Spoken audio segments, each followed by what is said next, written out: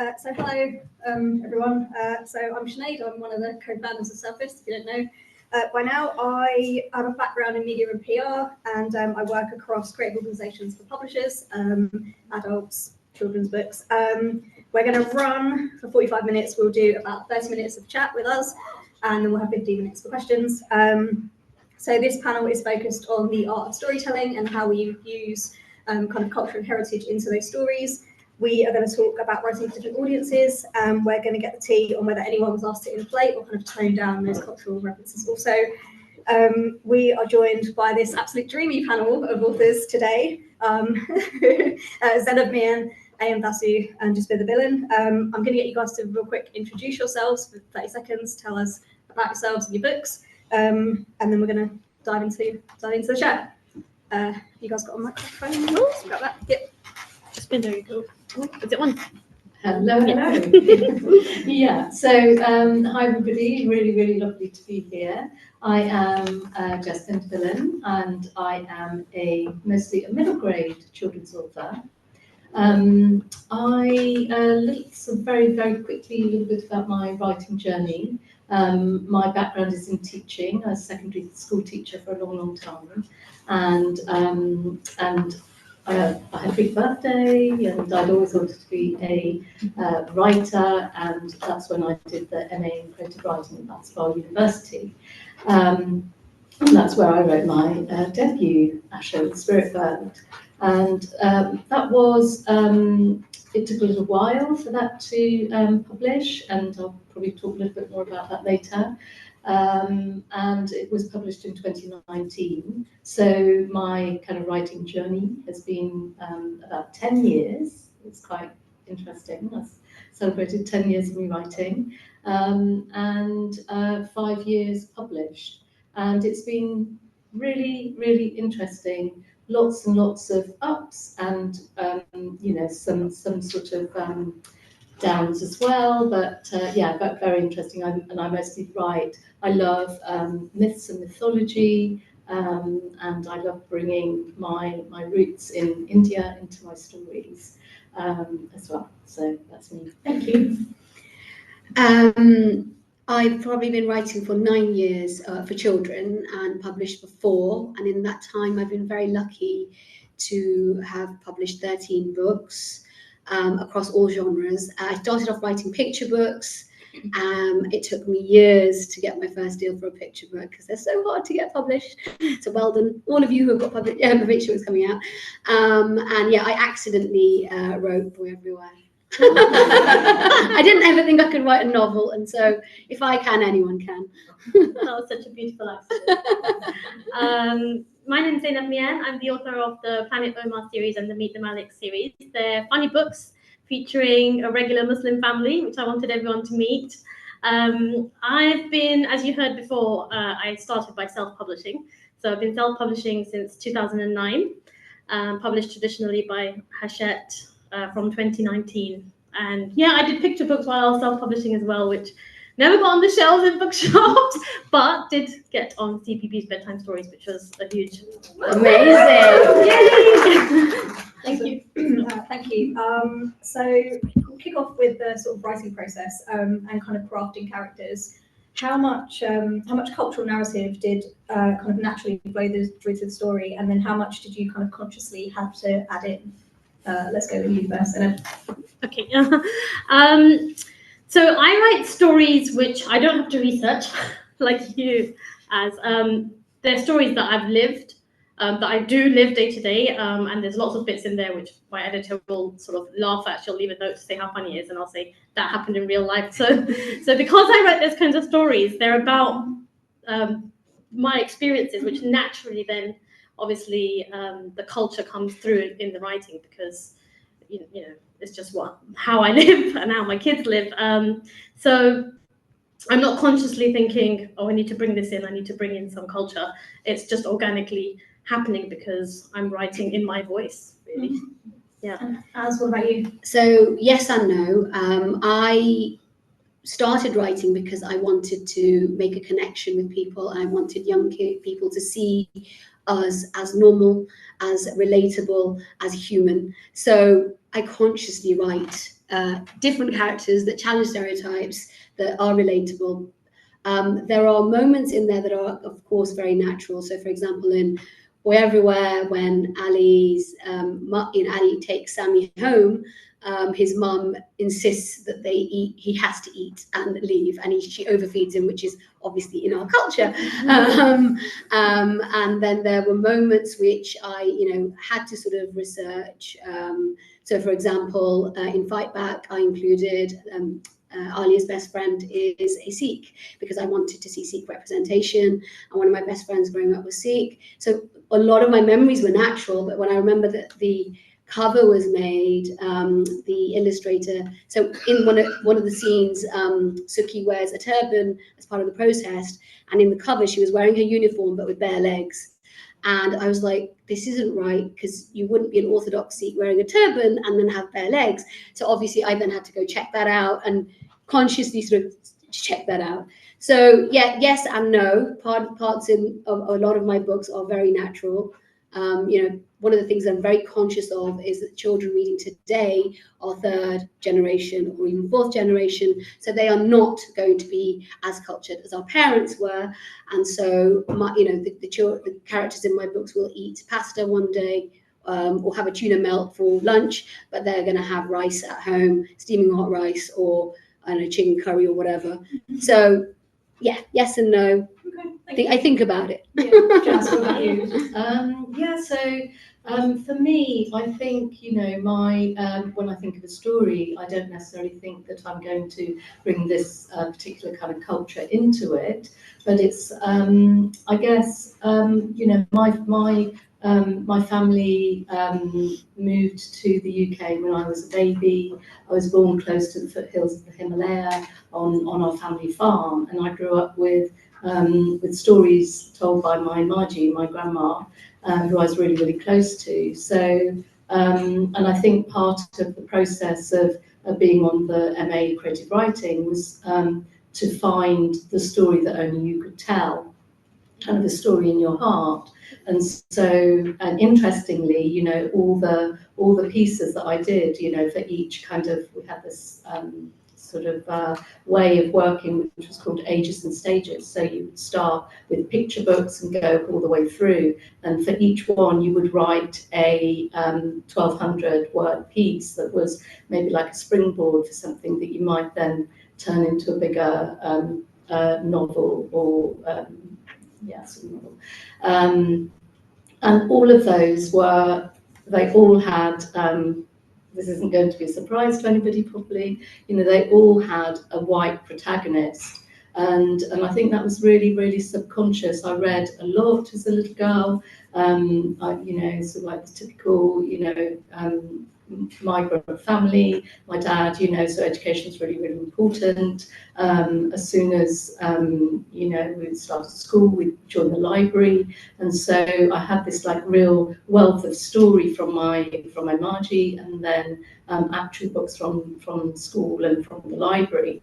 And then it was really interesting. So then so I did all these stories because I think, obviously I thought, well, only white children can be in stories, and I've never seen anybody like me in a story, but it wasn't even conscious, it was really subconscious. And nobody brought this up on the course, that each of these stories were like not like about anybody like me, but then interestingly, because we were encouraged to find this story, when I came to write my main story, the one that I was going to choose to make into a book, it was a story that was inspired by my roots in India, and it was just really, really natural. So I think that kind of sense of putting the culture in, it's not add-on for me, it's kind of, I feel it, and it's just my story. And just with all the things, all the elements of the stories that my Margie told me, and my kind of imagination from, because I didn't have my own memories of the farm or anything, but those kind of memories made into my imagination. Mm-hmm. Thank you. So picking up just on something Parminder said in her keynote, she talks a lot about responsibility and kind of feeling the weight of that for the community. Do any of you guys feel that sort of pressure to sort of kind of fly the flag in the way? Let's start with you, Jess. I don't think I think in a natural way, because in my stories, I tell stories about that obviously, you know, we're all individuals and we come to it from a slightly different angle. So I think, you know, the fact that I grew up kind of in the sort of 70s, and I was always trying to kind of fit in. And so, you know, sort of my home background was, you know, I was quite conscious it was not celebrated or whatever. So in a lot of my stories, I kind of want to bridge that gap, you know, in a way, and show what it's like to be in two camps, kind of thing, you know, kind of crossing cultures. I don't think I've answered your question at all, but anyway. I don't feel pressure, but I feel that it's something that I can do and do well.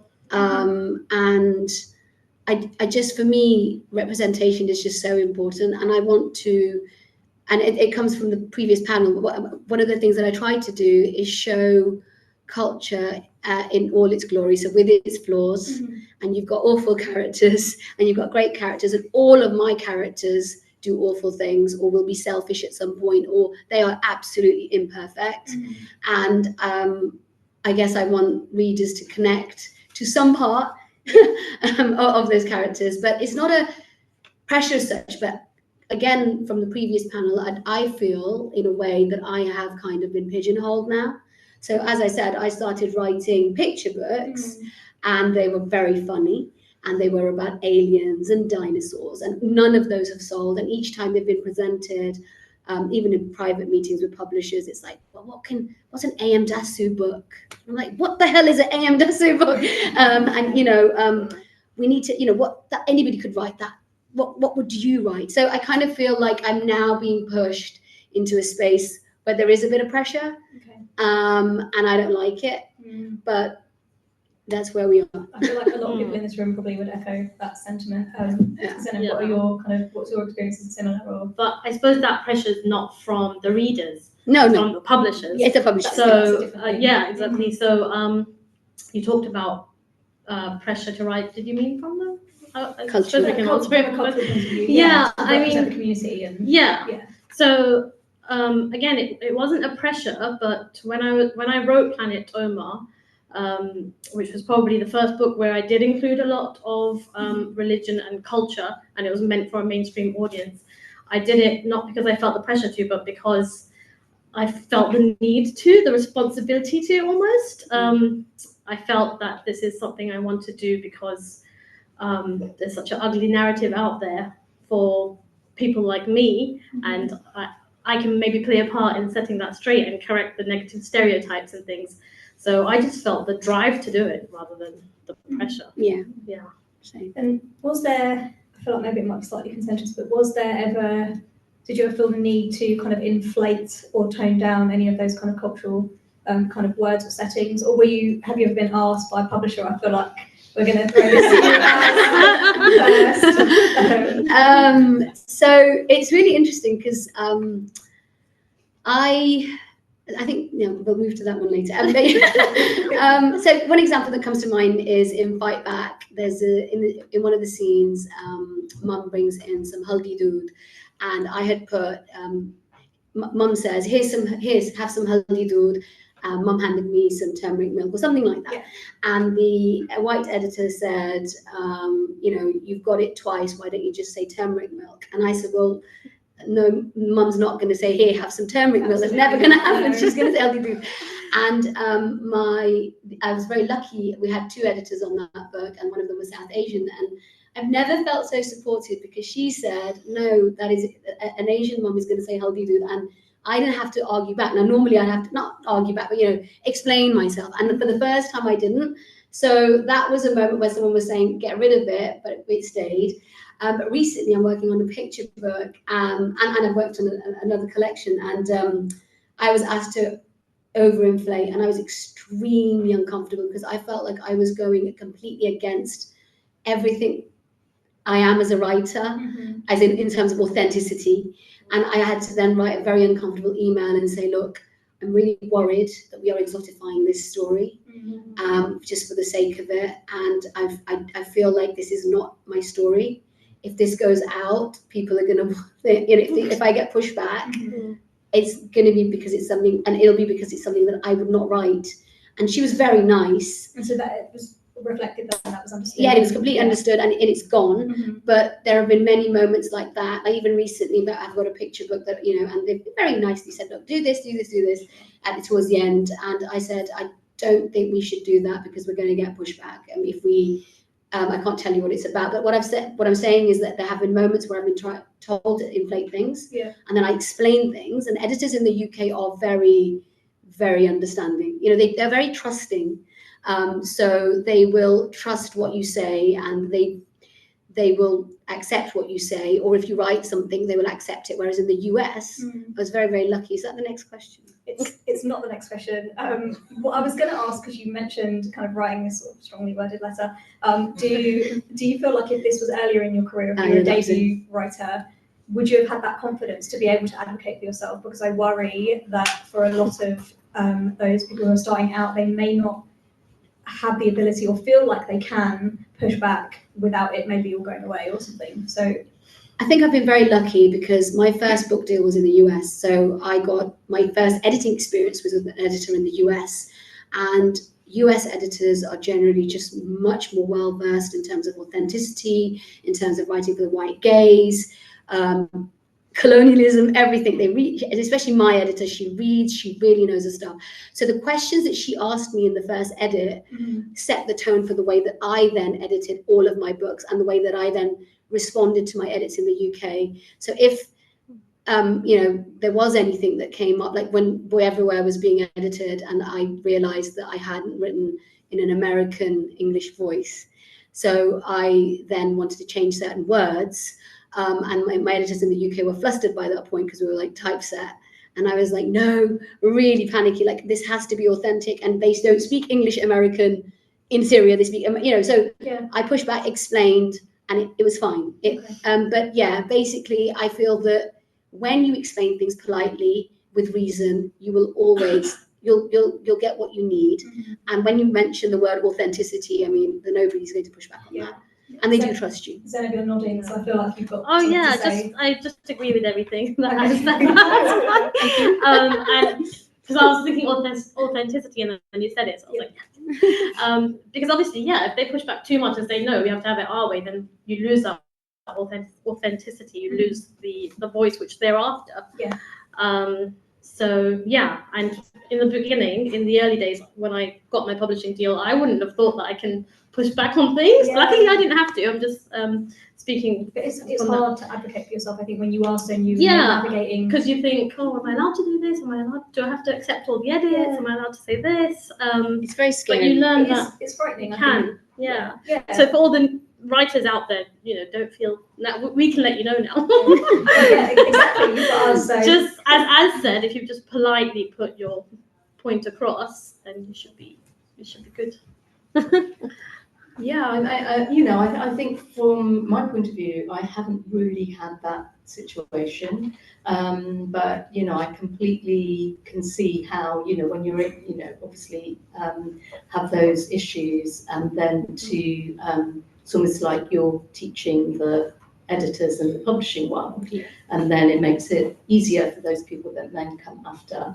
And I think in the end, really, like, everybody wants that book to be authentic. That's such a great kind of word to use.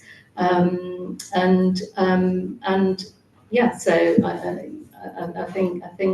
I think perhaps when you are a debut, it can be tricky. From the sort of previous panel talking about agents, it's quite it's important to, maybe when you're making that choice, you can feel really sort of oh my goodness, a little bit overwhelmed, like what choices do I have? or this is like a really good deal, I must kind of go for that, and to get kind of advice that is, helps you to be grounded and make the right decision can be quite hard. But to have those people around you that will help you is, I think, really, really important. Mm-hmm. And I think that community, that we were also talking about before, and having those connections and having that confidence then to be able to sort of say it. Thank you. I mean, that's not to say also the children's book world is very, very friendly. So don't be frightened. It is actually really super friendly. It is. Yeah, I think you guys all write books that challenge stereotypes. They're full of empathy, full of adventure. How do you balance kind of those really big topics and emotions? Is there anything you do in terms of like self-care or switching off? It's a bit kind of left field question, but just useful. I'm just exhausted right now. I never switch off. Oh no. Sorry, I just jumped the gun there because it just reminded me how tired I am. Yeah, sometimes I find it hard to switch off. Like sometimes it's just my mind has too many ideas whizzing through it, and it won't be quiet even at night. I don't know if that's anyway, but that's common for authors, I think. Though. Yeah, there's always a story kind of fermenting. And in my stories, if I am dealing with heavier elements like prejudice and racism, Islamophobia, I like to use a lot of humor. I like to laugh. I like to make people laugh. I like people who make me laugh.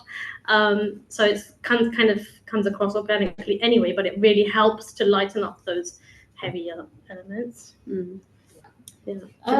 Just really quickly. So I think when we're writing stories, I think it takes a lot of energy, and it's you kind of you go on that journey over the Himalaya with your characters and get kind of frightened by the wildlife and all of that. And I always at some point in my story, there's always a moment where I'm in tears because that shows you that it's the process has been good and worth it, and you've hit the sort of sweet spot. But it is really, really tiring. So. And like you've said, it's hard to take that time out because it's so busy. You're always doing something. You can't switch your mind off. So I think it is really, really important to take those times. If you have a quiet time, I sometimes feel, well, hang on, it's like quiet. What should I do? Yeah. But just to make sure that you do just nurture yourself and gather yourself, sort of heal your heart a bit. I think, writing novels is exhausting, as you've said, and especially the kind that I write that are multi-layered. There is so much in there, they're absolutely draining. So I try to write different things. I find that picture books are a really nice relief because they're light and they're fun, or chapter books. I've done some early readers, so it balances the workload in terms of what I'm focusing on. And it's sort of a nice break when I've sent a novel off for editing or whatever, and I'm working on something else. I'm doing something completely different in terms of tone and word length. But I also I've decided now to completely switch off. So I am really tired because as children's authors, as they said in the previous panel, we have to do a lot more than adult authors. And one of the key things that is it adds a lot of pressure is school events and schools. And events in general. And for me, I can't write. So if I've done a school visit in the morning, there's absolutely no way I'm going to be writing in that afternoon. I can't switch.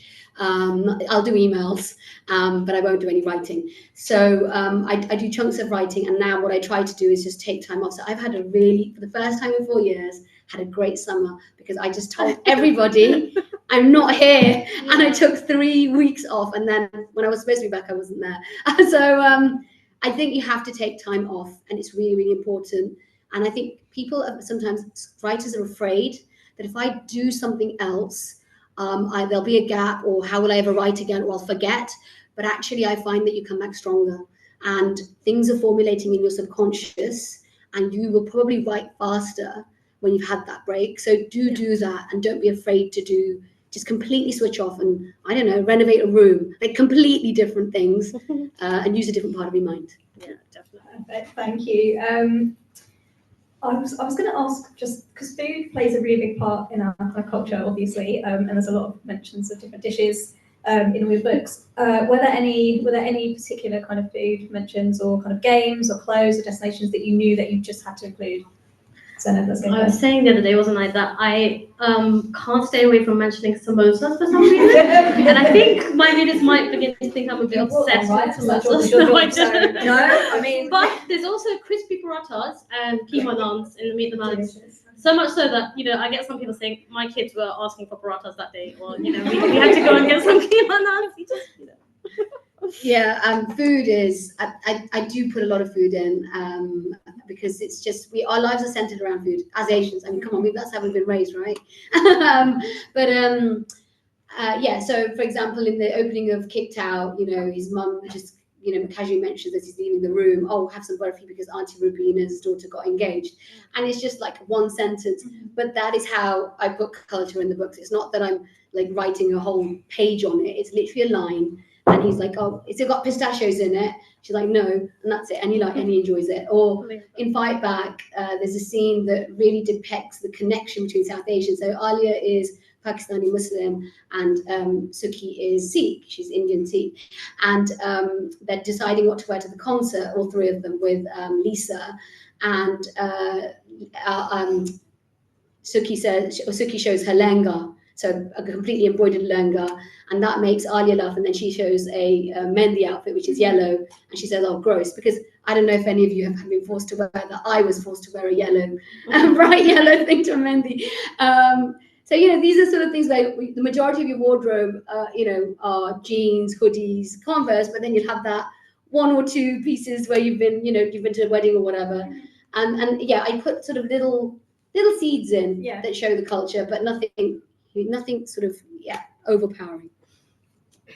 I absolutely love writing food. It's one of my favourite bits. And kids always want to know, don't they, what's for eats, what's next, and what's for eats. So Always, I really enjoy doing that. Yeah, I think it's also really powerful because beyond the characters and the story, food also connects us, because that's like a big thing for us. I know that definitely when I've been reading books before, I think I was reading a book by Purna Bell, and there was something in it about budgios, and I was like, okay, great, put my book down, off, made them, came back, carried on again, finished my book.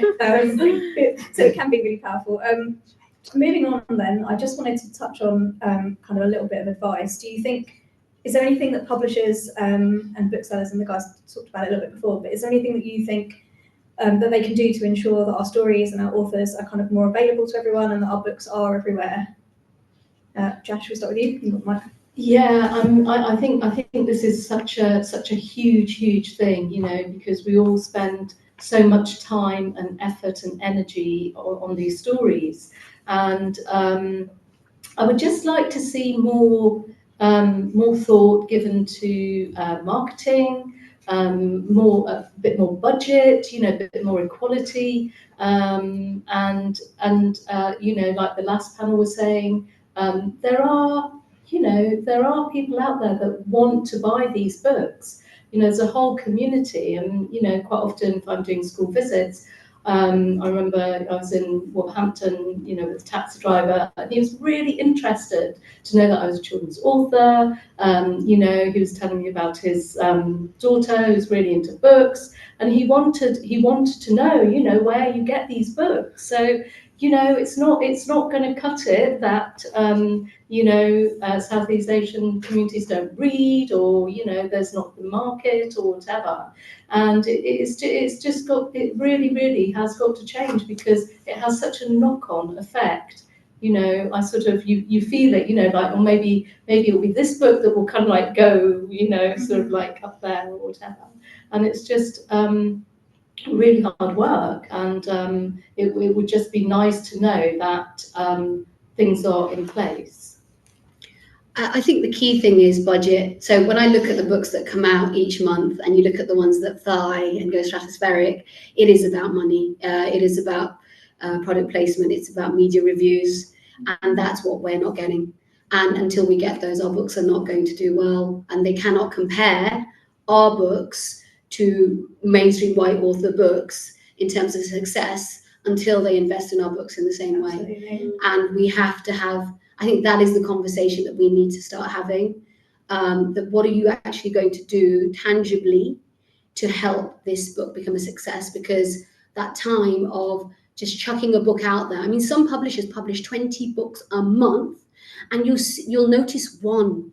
Why bother publishing the other 19 if you're not going to put money behind that book? All that time and effort and resources, why? You're wasting everyone's time. Yeah, it's incredibly frustrating. Exactly. And everyone knows those books are there, so they might be, but no one's going to discover them if they don't have that push behind them. Exactly. Yeah. Like even when like supermarkets make own brand, I don't know, food, they put it on a shelf where it's visible, where it's going to be accessible. You've got to do that for books too. Yeah, absolutely. Yeah, I think it comes down to the fact that publishers have to remember that these books are for everyone, and perhaps they're not marketed in that way all the time, and perhaps that's why they're not given the big budgets. I don't know whether it's consciously or self-consciously, or and the booksellers might do it, again, because they haven't got a inclusive staff or something, but they're categorizing in a certain manner. So it's like these books are going in, South Asian books or whatever, but they're not. They're just books. So I would love for them to be, marketed that way and categorized that way. Of course, it helps to categorize them as diverse books when people are looking for diverse books. So it's kind of, those stories are so much more. it's a difficult thing, but there's so much more, and they need to be in those other categories too, and marketed to all kinds of people, because they're not just for South Asians. No, because those stories are universal. That's the point. That's what we're saying. Exactly, Yeah. they're universal stories. I think we've got about 10 minutes, so we're going to throw it out to the audience. If anyone has any questions.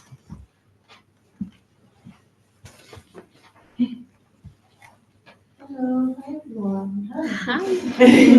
I have a question about. Sorry, I can't see us. Hello. I have a question about authenticity, because we've said that word quite a lot, and what authenticity means to you. Because I think about it a lot in terms of being a mixed race author, and if I am encouraged to inflate certain cultural elements of my books that I don't know about, and have to then go and ask my dad, which isn't particularly authentic then. So I guess, what does authenticity mean to you, and who are you being authentic for? The question we had is about authenticity and what it means to you, just for the people at home in case they didn't pick that up. So one of the key things that I always remind myself when I'm writing is that my readers are third generation. They're from the West, basically, and their experience of culture is very mixed. They haven't been immersed in it, and I look to my children a lot. So, I look at the way that we live, and my kids' understanding and misunderstandings of things, and I try to put those in the books, basically. But also in terms of, I guess it's called keeping it real.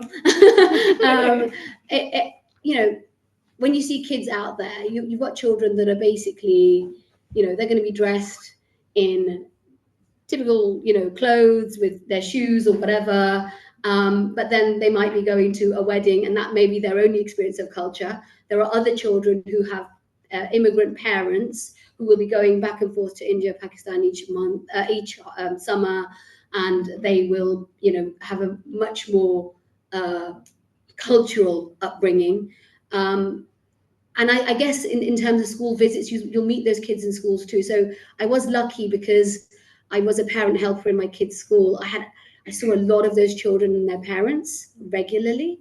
And so I sort of saw the kind of children that my kids were growing up with. But yeah, basically it's remembering that who you're writing for are the children that are, I don't know, if you're writing middle grade? Yeah, so 8 to 12-year-olds right now. And those 8 to 12-year-olds are predominantly going to be speaking English.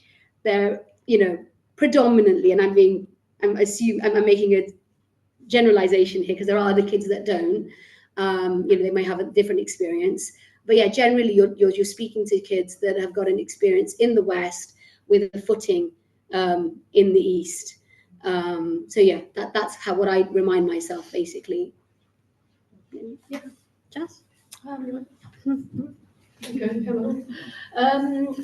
Yeah, I mean, I think, I think authenticity is different for each author. We're all individuals, we have different experience and narrative.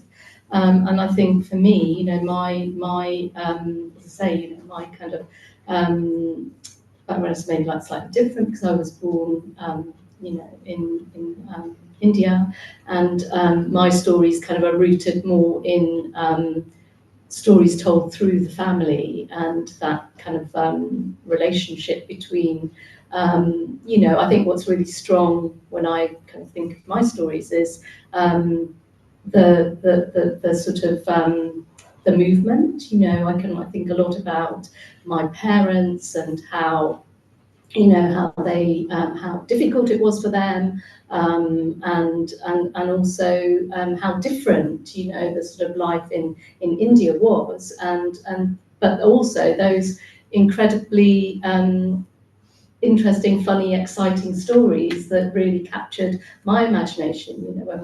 When my Margie would tell me these stories. So I think it's kind of different. That authenticity is different for each story and each author. So. Yeah. Have you got anything to add? Do you wanna? I think I'm covered. Yeah. Okay. All right. No worries. Malia, do we have any questions from the guys at home? I'm just aware that they might not have a chance to ask anything. Sorry, and then No, I have a question. with the microphone, and then we're going to come back. I was really interested to hear all of your stories. If you were to go back in your career, what would be the tips you would give to your younger selves before you started writing? Because I think a lot of South Asians, they think about writing and they don't pursue it. They think, what's the point? What's this and that? What advice would you give to them now? Anyone? I guess mine would just be, don't be afraid to tell your story, because when I started writing Planet Omar, I was thinking, is it too much mention of my religion and things like that? But it wasn't, which I learned, and it was really nice to go through that learning experience. So I think my advice to my younger self would be, don't be afraid to write about your experiences and your culture, your religion, because people do want to read about it. Yeah. I think don't be afraid of rejection. If you want to be a writer, you're going to be rejected for the rest of your life. Get used to it. And whether that's in books or articles or media, whether you're a mid-list author or a newbie, you're going to be rejected. Your ideas will be rejected. But I also have learned that nothing is wasted, and I'm cheap. I keep everything and I reuse it and I recycle. And I go back sometimes and rewrite. So if you've written something that hasn't been accepted, you've got to remember that it's one person, it's their one point of view, and you'll have heard this, but it takes one yes, literally, and that can be life-changing. Like wherever I was, I got one yes, and well, initially, but yeah. So basically, just it's resilience. You've got to be resilient. If you really want it, you will get it. You can do anything. I mean, I want to write a fantasy next. I've never written a fantasy. I have no idea how to write a fantasy. I don't know if I can write a fantasy, but I'll give it a go. And let's see what happens. So yeah, basically the world is your oyster as long as you want it enough. Just here really, I think. So yeah, if you have a story you want to tell, just don't be put off, and don't sort of quiet those voices in your head that are telling you, no, you're not good enough, it's not good enough. Yeah, just kind of go for it. And it won't be easy, you have to build quite a thick skin. But that, it is amazing. I sort of do have pinch me moments when I think, look at my inbox and that's full of invites. Yes, I just wanted to echo the point about authenticity there, and this question about what is authenticity and what is authentic, because actually I'm mixed race as well. My father was Indian, my mother's English. I was born in Calcutta, I grew up in England, I live in Paris. And I was quite an early mixed race child when I was growing up in the 70s. There were no mixed children. And I think the problem is a lot of the publishing industry still has this idea of the South Asian community as being essentially a kind of second generation community who are still living in kind of rather sort of ghetto circumstances and living this sort of quasi South Asian life, and there's this kind of voyeurism around that. I mean, I know my cover for my book originally had all this sort of jungle foliage around it, and I kind of said, well, you know, the character in this book comes from Calcutta. It's a city. You know, what's the jungle got to do with it? And so we got rid of that eventually. But that was a negotiation. There was discussion earlier about the cover. But I do feel that, you know, the modern generation, you know, and in a weird way, I kind of was modern generation because we were a very unusual setup at the time. When I grew up in India, there were no mixed kids. When I was in England, there were no mixed kids. We never fitted in anywhere, in India or in England. We were always, I was too tall in India, or I was too dark in England. You know, it was always like that. Yeah. So I think the modern experience is closer to that, actually. And I do feel the publishing industry is a few steps behind because it's still in this kind of capsule of really what is an older generation. Yeah. And not taking account of the real complexity now that, you know, we have mixed race kids, we have kids who, Kira Millwood-Hargrave is the same ethnic mix as me. Yeah. But she is white passing with an Yeah. English I'm so family, sorry. so she's completely different. So anyway, sorry. Yeah, Go do you on. want to ask a question real quick because we've only got a couple more minutes left. Sorry, mine was more of a comment than a comment. Okay, fine. You're all right. I was going to support the lady talking about the issue of authenticity and what it means. Amazing, thank you. I think that's all. One more question. We've got one more question. All Sorry. right. No, go for it. We've got one more question. Do you have any tips for authors wanting to transfer from writing picture books to writing middle grade? Like any practical tips? Who wants to? I'm as in submission or writing. Just getting started. Like I'm a picture book author and illustrator, and I'm looking to. My son's getting older, so I want to write something for him. So the main challenge that I found was how do you pace a story and how do you lengthen a story? And so one of the key things that I learned was that each scene has to be completely slowed down. Thank you. And what we do a lot of the time is we gloss over or rush through something, you know, this happened, whereas you just need to slow down and sensualize it. So what are you seeing, hearing, thinking?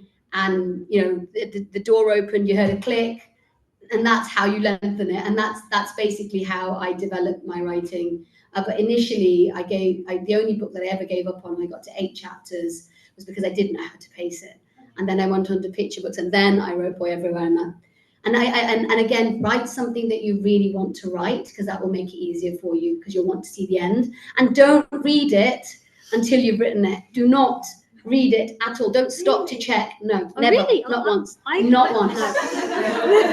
Just write it. Okay, we're gonna start a whole new discussion. Quick comments. Really quickly. So yeah, sort of quite a good tip that I had from one of my tutors on the MA, which I found really helpful, is so you know, you've got your story. There's always going to be lots of things that you don't know, and there'll be, you know, a bunch of things that you do know. And then think of 30 things that you want to happen, and they can be your 30 chapters. So I was kind of like work to about 30 chapters, and know where you're going to end. You know, it might not be where you end, and that sort of gives you. I'm like a real pantser. I do not plot, but that gives you a little, you know, like tames your world a little bit. So hopefully that was helpful. Brilliant. So Any do last you things want to to- add, Zanib? Do you want to just throw some things in there? To debate it. Yeah, I'm like, no. I'm still thinking about what Az said. I'm like, how did she do that?